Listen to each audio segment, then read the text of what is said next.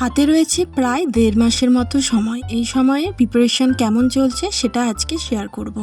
তো সকালবেলা tuition complete করলাম প্রত্যেক দিনকার মতো। তারপর ব্রেকফাস্ট সেরে বসে পড়েছিলাম পড়াশোনা করতে। তো আজকে টু ডু লিস্ট বানিয়ে নিচ্ছি। এই কদিন না একটু আমার প্রবলেম হচ্ছে, তাই রাতে টু ডু লিস্ট বানানো হয়নি, তাই এখন বানিয়ে নিলাম। আজকে অ্যাসাইনমেন্ট লিখব।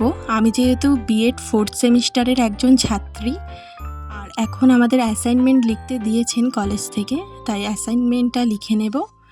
তারপর কিছু প্রিন্ট করার আছে, কালকে আমি বেরোবো, সেই প্রিন্টগুলো আমি এক জায়গায় করে রাখবো।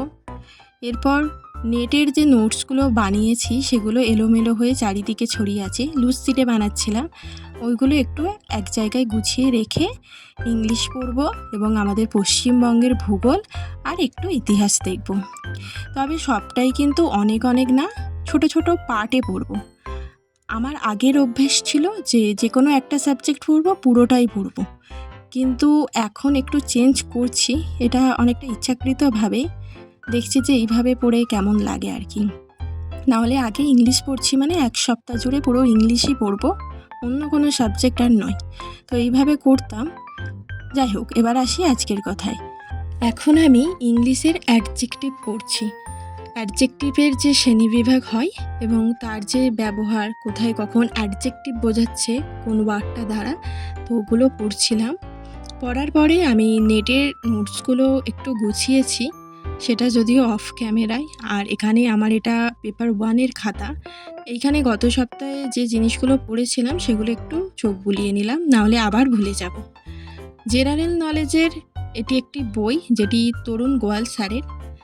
এই বইটি আমার বেশ ভালোই লাগে, কারণ এখানে টু দ্য পয়েন্টে বেশ লেখা থাকে, আর এখানে অনেকগুলো সাবজেক্টও রয়েছে, ফুল কভার করে দেওয়া আছে সব কিছু।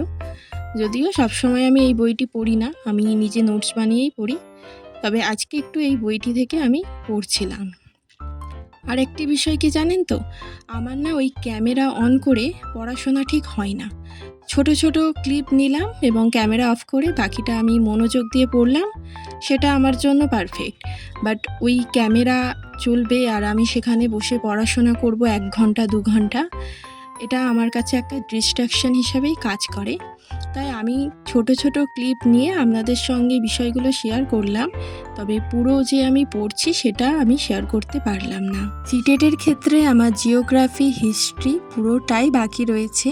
কয়েক পাতা করে কমপ্লিট করেছি, তো ওগুলো আমাকে চট জলদি কমপ্লিট করতে হবে।